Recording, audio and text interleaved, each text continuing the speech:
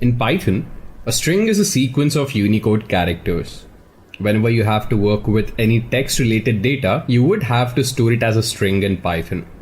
In this session, we will learn all about the major concepts of Python strings.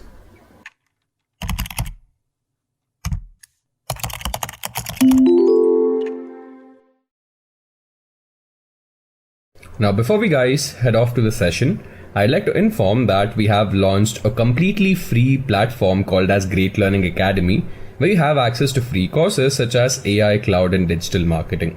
You can check out the details in the description below. Now we'll head on to an interesting topic in Python where we'll understand about strings in Python. So what are strings? Strings are basically sequence of characters which are enclosed within single quotes, double quotes, or triple quotes. And we already know that, and we have already seen an example of Python strings. So let me just give you an example of all three of these, where I'm creating a string with single quotes, double quotes, and triple quotes. Let me go ahead and remove all of this over here because I like it clean. Let me just remove all of this stuff from over here.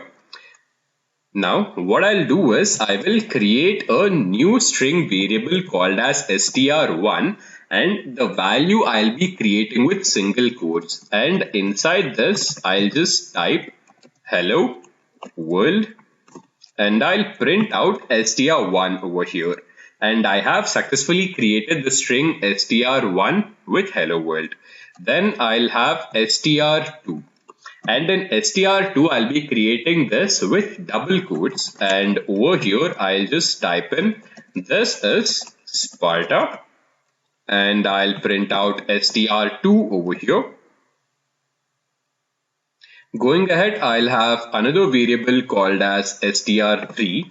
And this time I'll create a multi-line string. So if you want to create a multi-line string, we can create it using triple quotes. So I'll have triple quotes over here, and inside this I'll just type I am going to France tomorrow. Let me run this and let me print out str3 right now. So as you guys see, I have successfully created a string called as I am going to France tomorrow. And this, what you see, /n, that indicates a new line. So after I am, we have /n, which tells us that going to comes in a new line. Similarly, we have /n followed by France tomorrow, which tells us that this again is in a new line. So this is some basic idea about strings in Python. Now that we know this, let's actually see how can we extract individual characters from a string. So here we have created a string called as myString. So the name of the variable is myString, and the value which is stored inside this is my name is John. Now if we want to extract individual characters, we'd have to understand the concept of index. So here these characters are present at indices, and the index value starts from 0. So here M is present at index 0, Y is present at index 1, the space is present at index 2. Right? So similarly, all of these have a particular index assigned to them, and the index value starts from 0. And if you want to extract this particular character or the first character from a string, we'd have to give in the name of the string, we'd have to give in the parenthesis, and inside the parenthesis we will give in the index value that we would want to extract. And since I want to extract the first character, we'd have to give in index 0. And that is how we were able to extract this. Then similarly, if I want to extract the last character, so the index of the last character will be -1. So either you can manually count the last value over here, so that is basically time consuming. So instead of counting the index, if you just want to directly extract the last character, then you can just go ahead and give in -1, and that will automatically give you the last character which is present in the string. So let's go ahead and perform these operations in Jupyter Notebook. Let me add in a new cell over here, insert cell below, and I'll go ahead and create a string called as myString, and over here I'll have, let's say, a string called as my name is John, Let me print out my string over here. Now, after this, I'd want to extract the first character. So if I want to extract the first character, I'll just type my string. I'll give in parentheses. I'll have 1 written over here. And I'll actually have to give 0 because the first character is present at the 0th index. So guys, this is important. You'd have to remember that in Python, the indexing starts from 0. So this is how I have extracted the first character.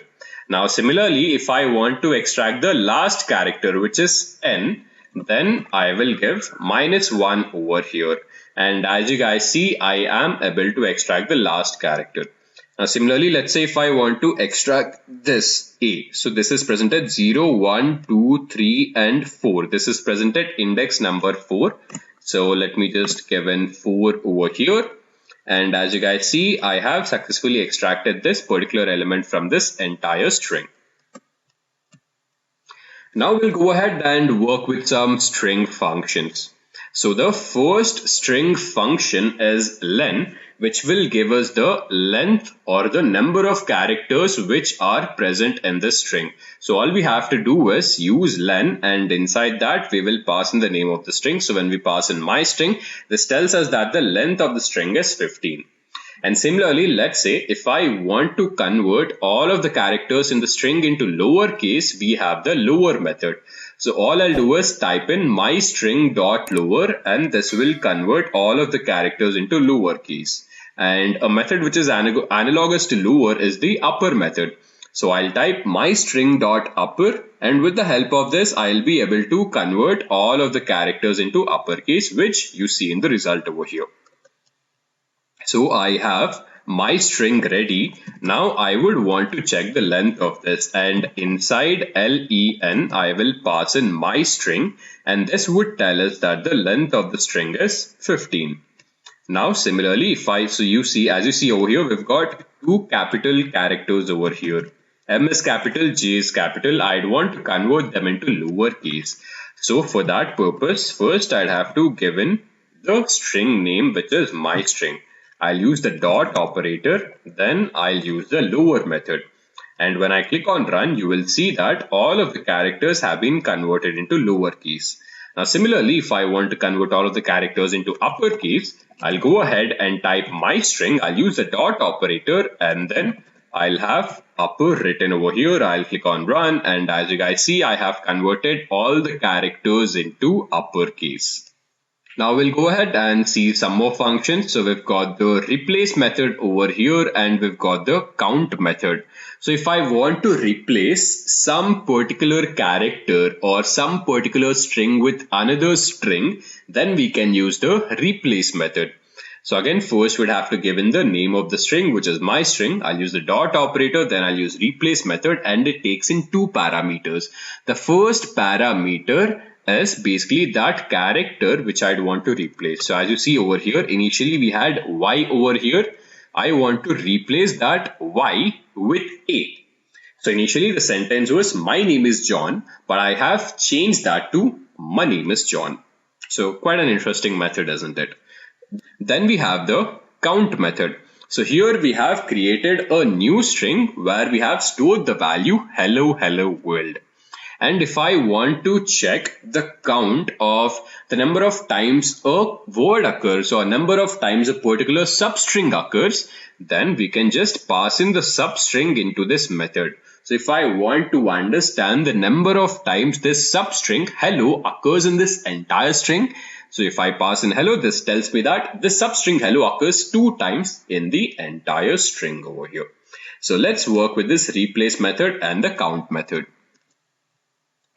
So we already have this my string variable ready, and let's say instead of my name is John, I would want to change the name over here. So instead of my name is John, I would want to change that to my name is Sam. So I'll have my string, then I will use the replace method over here, and we already know this takes in 2 parameters. The first parameter is the substring which I'd want to replace. So I would want to replace John, and I'd want to replace it with, let me actually keep it like this, and I'd want to replace it with Sam. And when I click on run, you would see that I have successfully changed the substring from John to Sam.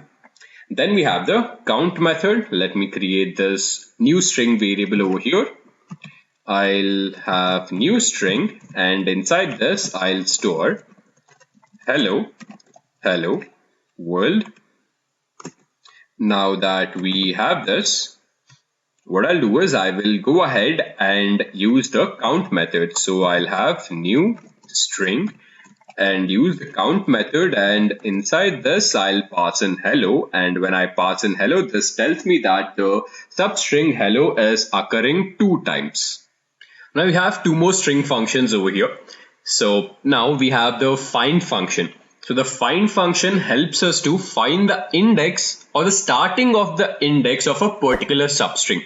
As you see over here, if I want to know the starting index value of this substring Sparta, I'll just pass this entire substring into this method find. And this gives us the value of 8. So let's just understand this. So now if I count the index, it'll be 0, 1, 2, 3, 4, 5, 6, 7, and 8. So as you see, this S is placed at index number 8, and that is what this find method gives us. So let's say similarly, if I would have passed in S into this find method, then this would have given us the result of 0, 1, 2, 3, 4, and 5. Then we have another method called as split. So the split method helps us to divide this string into a list of substrings on the basis of one split criteria. So here we've got this entire string called as I like apples, mangoes, and bananas, and I would want to divide this entire string into multiple substrings on the basis of comma. So here, wherever this method encounters comma, it will separate or segregate it into a substring. So I like apples becomes one substring, mangoes becomes second substring, bananas becomes the third substring. Let's go ahead and implement an example of these two.